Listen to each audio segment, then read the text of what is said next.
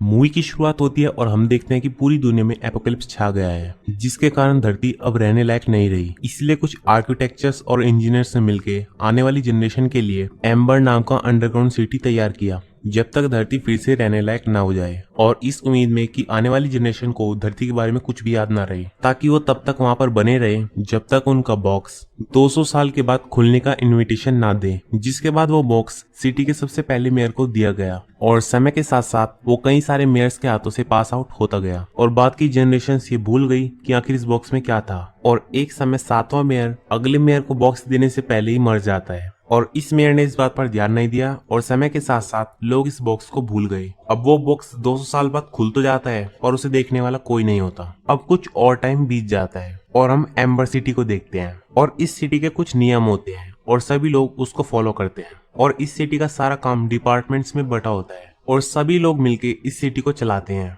और यहाँ पर किसी भी आदमी को क्या काम करना है ये उसे लॉटरी से पता चलेगा। यहाँ तक कि ग्रेजुएशन पूरी करने के बाद भी किसे क्या करना है इसका फैसला भी लॉटरी से ही होता है। और यहाँ पर आधुनिक टेक्निक न होने के कारण ज्यादातर काम मैनुअली होता है, और पूरी सिटी में बड़े बड़े जनरेटर्स लगे होते हैं जिनकी मदद से यहाँ पर लाइट्स चलती हैं। पर क्योंकि इस सिटी को 200 साल की कैपेसिटी पर बनाया गया था और अब 200 साल से ज्यादा गुजर गए होते हैं, अब जनरेटर धीरे धीरे कमजोर पड़ने लगता है और इस शहर की पावर अब गायब होती रहती है, यानी कि यहाँ पर लाइट्स जाती रहती हैं। जिसके बाद हम डून नाम के लड़के को देखते हैं, जिसका सपना ये होता है कि वो इस शहर का इलेक्ट्रिशियन बनेगा, ताकि वो जनरेटर को ठीक करने में अपना योगदान दे सके, क्योंकि उसके डैड भी यही करते हैं। जिसके बाद हम लीना नाम की एक लड़की को देखते हैं, जिसे हमेशा से एक मैसेंजर बनना था, पर जैसा कि उनका भविष्य एक लॉटरी पर निर्भर करता है, लीना को पाइप हेल्पर और डून को मैसेंजर का काम मिलता है, जो काम दोनों को ही पसंद नहीं होते। और अब डून ये सोचता है कि वो एक मैसेंजर बनने से अच्छा है कि वो एक पाइप हेल्पर बन जाए, जिससे कम से कम वो जनरेटर के पास तो रहेगा। वहीं आखिर में लीना को उसका फेवरेट जॉब मिल जाता है, जिसकी खुशी वो अपनी दादी माँ से शेयर करती है। लेकिन उसकी दादी माँ की याददाश्त बहुत कमजोर हो चुकी होती है, क्योंकि वो बहुत बूढ़ी हो चुकी होती है। अब हमेशा की तरह लीना अपनी बहन को सुलाने के लिए अपने डैड की रिकॉर्डिंग सुनाती है, क्योंकि अब इनके डैड इस दुनिया में नहीं है। लेकिन इस डिवाइस में से हमेशा से ही एक और साउंड भी आती है, जो किसी बोरो नाम के आदमी की होती है। इस आदमी ने उनके डैड के लिए एक मैसेज छोड़ा था कि उसने किसी चीज पर अपना इरादा बदल दिया है, और वो उसके साथ है बोलकर ये मैसेज कट हो जाता है। अब लीना अगले दिन अपने काम के पहले दिन की वजह से बहुत खुश होती है, और अब उसे अपना पहला काम मिलता है अपनी आंट का मैसेज डिलीवर करने का। और जब वो अपनी आंट के पास खड़ी होती है, तभी उन्हें एक आदमी की चिल्लाने की आवाज सुनाई देती है, जो सिटी की डार्क प्लेस से निकलकर बाहर आया होता है, जहाँ सबका जाना मना होता है। वो यहाँ पर बहुत ज्यादा घबराया हुआ होता है, और वो सभी लोगों को बताता है कि उस अननोन डार्क वाली जगह पर उसने किसी क्रिएचर को देखा है जो बहुत ही ज्यादा खतरनाक है, और उसका साइज हमारे घरों से भी बड़ा था। लेकिन उसकी बातों पर कोई भी यकीन नहीं करता। लेकिन सिटी के रूल्स तोड़ने की वजह से यहाँ की पुलिस उसे अपने साथ ले जाती है। लेकिन लीना उसके हाथ से गिरी एक क्रिएचर के टुकड़े को उठा लेती है, और अब यहाँ पर उसे समझ में आता है कि ये सिटी धीरे धीरे खोखली होती जा रही है, क्योंकि उनके पास जनरेटर्स और पाइप्स को ठीक करने के लिए कोई भी चीज नहीं होती है। इसीलिए अब उन्हें जुगाड़ से काम चलाना पड़ रहा है, और हालात इतने खराब होते हैं कि इस सिस्टम को ठीक करने के चक्कर में काफी सारे लोगों की मौत हो चुकी होती है। लेकिन इस बारे में शहर में किसी को भी पता नहीं होता है, जिसमें से एक को उसे हेलमेट मिलता है, जो पाइप्स को ठीक करने के चक्कर में पानी में डूबकर मारा गया। और यहाँ पर उसके पार्टनर मेंटोर की बिहेवियर से पता चलता है कि सभी अब हार मान चुके हैं इस सिस्टम से, इसीलिए सभी अपने काम से काम रखते हैं। अब उन्हें किसी बात की परवाह नहीं है कि इस प्रॉब्लम को परमानेंटली किस तरह से सॉल्व किया जाए। पर डून अब भी अपने शहर के लिए कुछ करना चाहता है, और इसीलिए डून अब मेंटोर के हाथों से इस शहर का मैप ले लेता है,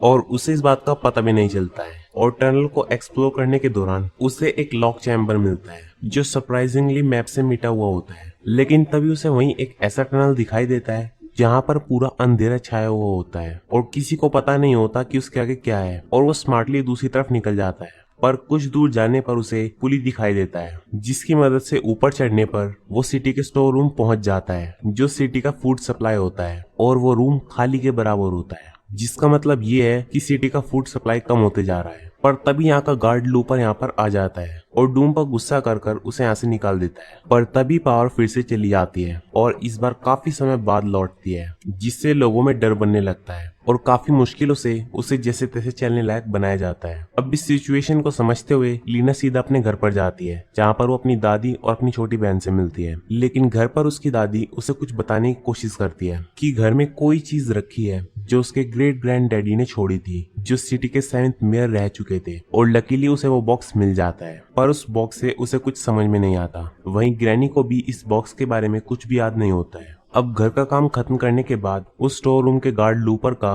मैसेज भेजने का असाइनमेंट मिलता है, जो कि मेयर के लिए होता है। अब ये मैसेज लेकर लीना मेयर के यहाँ पर जाती है, जहाँ उसकी नजर उन तस्वीरों पर पड़ती है जो अब तक सिटी के मेयर रह चुके थे, जिनमें से एक उसके ग्रेट ग्रैंड डैडी की भी होती है, जिनके हाथ में वही बॉक्स होता है जो उसे कुछ देर पहले मिला था। अब इसका मतलब ये होता है ये बॉक्स उसके ग्रेट ग्रैंड फादर का था। अब लीना जाकर मेयर को संदेश देती है, लेकिन जब वो संदेश दे रही होती है तो उसे मेयर के ड्रॉर में कुछ कैंस दिखते हैं, जो वो तुरंत छुपाने की कोशिश करता है। अब लीना लूपर के पास दोबारा जाती है ये बताने के लिए कि उसने मेयर को संदेश दे दिया है, लेकिन लीना यहाँ पर देखती है कि लूपर किसी से सीक्रेटली बात कर रहा है कि बस उसे उसकी पड़ी है और जल्दी शहर में सब कुछ खत्म हो जाएगा। अब वहीं पर हम शहर में देखते हैं कि सारी फूड सप्लाईज अब धीरे धीरे खत्म हो गई थी। अब हम देखते हैं लीना को, जो डून को उस क्रिएचर का पैर दिखाती है, जिसको देखने के बाद डून को ये समझ में आ जाता है कि ये किसका पैर है। वो बताता है कि ये एक बीटल का पार्ट है, लेकिन एक बीटल इतना बड़ा कैसे हो सकता है। और जब वो इस बारे में अपने डैड से पूछता है तो उसके पास भी कोई जवाब नहीं होता, और वो अब उसे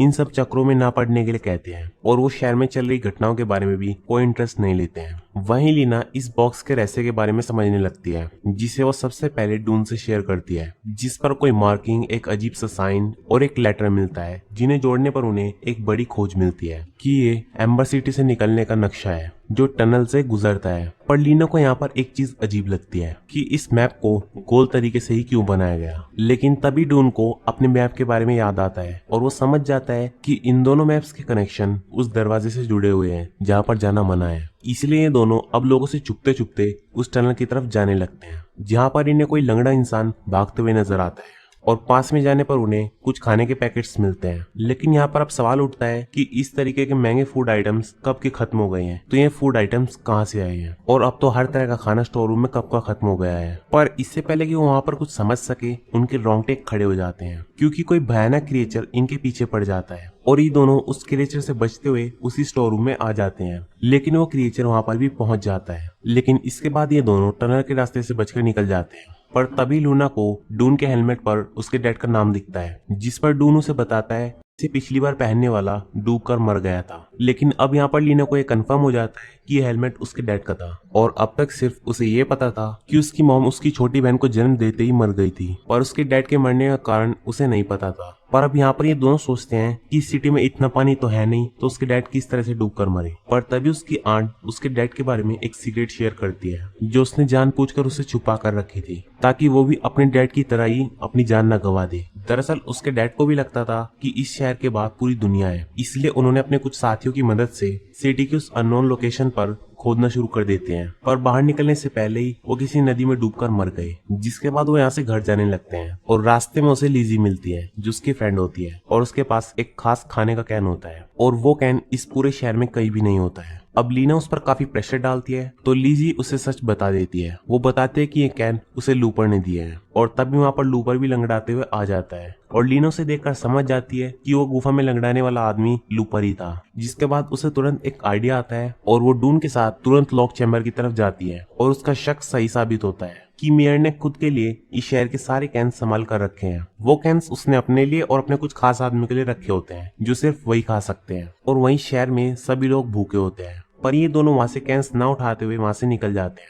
और अब ये दोनों लीना के घर आते हैं। लेकिन यहाँ पर आने के बाद जब लीना अपनी छोटी बहन को अपने डैड की वॉइस सुना रही होती है, तो डून यहाँ पर ध्यान देता है कि इस वॉइस में उसके डैड के अलावा किसी और की वॉइस भी है। डून अब उसे ध्यान से सुनता है तो उसे पता चल जाता है कि ये वॉइस उसके डैड की है, जिनका पूरा नाम होता है लॉरिस बैरो हैरो, यानी कि उसके डैड भी लीना के डैड की खोज में शामिल थे, जिन्होंने ये बात उससे छुपा कर रखी ताकि वो भी यहाँ से निकलने के चक्कर में अपनी जान न गवा दे। अब यहाँ पर हमें समझ में आता है कि शुरुआत से उसके डैड किसी भी चीज में कोई इंटरेस्ट क्यों नहीं लेते थे, क्योंकि वो चाहते ही नहीं थे कि डून इन सब चीजों में पड़े। अब डून सीधा अपने घर पर जाता है और अपने डैड से बात करता है। वो पूछता है कि आप उस अननोन डार्क वाली जगह पर कैसे पहुंचे, ताकि उसके पास जो खोज की जानकारी है वो अपने डैड की खोज की जानकारी से मिला दे, और शायद यहाँ से बाहर निकलने का रास्ता इन्हें मिल जाए। वहीं लीना मेयर की सच्चाई पूरे शहर को बताने के लिए उसके पास जाती है। वो यहाँ पर बाकी लोगों को सच्चाई बताने की कोशिश करती है, लेकिन मेयर के सभी लोग उसके साथ मिले हुए थे, जिसके बाद उसके लोग लीना को मेयर के हवाले कर देते हैं। पर इसी दौरान लीना ये देखती है कि मेयर के गले में एक वैसा ही पेंडेंट है जैसा निशान उस बॉक्स पर बना है। एंड अब तुरंत लाइट भाग जाती है और लीना मौका देखकर मेयर के गले से वो पेंडेंट निकाल लेती है।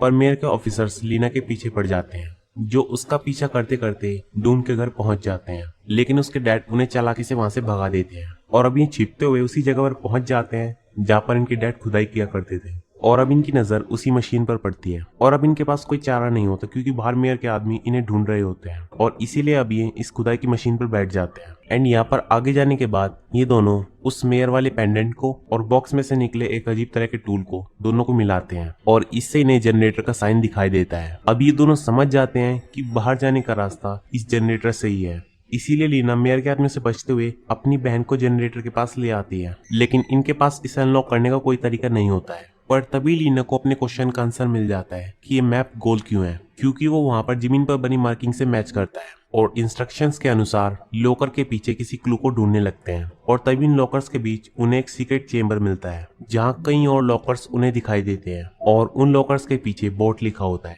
और जैसे ही अगले इंस्ट्रक्शन के अनुसार लीवर को घुमाते हैं कोई मैकेनिज्म ट्रिगर हो जाता है और लॉकर्स एक एक करके जनरेटर रूम में जाने लगते हैं। अब चेंबर में एंट्री करने के बाद उन्हें एक अलग ही दुनिया दिखाई देती है जहाँ पर एक नदी बह रही होती है और वो लॉकर एक बोट बनकर एक लॉकर से जाकर टकरा जाती है। और अब इन्हें यहाँ पर समझ में आता है कि ये बोट इन्हें सिटी से बाहर निकालने के लिए बनाई गई थी, पर पानी का स्तर कम होने के कारण बोट उस व्हील के ऊपर से नहीं निकल पा रही थी। अब मैप में ये अगला इंस्ट्रक्शन देखते हैं जहाँ पर किसी रूम का जिक्र होता है और बाद में इन्हें समझ में आता है कि ये कंट्रोल रूम है, जिसके बाद ये उसके लॉकिंग सिस्टम को देखते हैं और यहाँ पर इन्हें समझ में आता है कि इनका बैच दरअसल एक की है और इसकी मदद से जब वो कंट्रोल रूम में एंटर करते हैं यहाँ पर ये देखते हैं कि इस जगह का सारा कंट्रोल रूम है और इसी की वजह से पूरा शहर चल रहा है और ये कंट्रोल ठीक इनके ऊपर होता है। अब ये अगला इंस्ट्रक्शन देखते हैं और उसके अनुसार कंट्रोल रूम को एक्टिवेट करते ही वो रुका हुआ व्हील चलने लगता है, जिससे पानी का स्तर अब धीरे धीरे बढ़ने लगता है, पर वो बीच में ही अचानक से अटक जाता है। वही मैकेनिज्म ऑन करने की वजह से और इतने प्रेशर की वजह से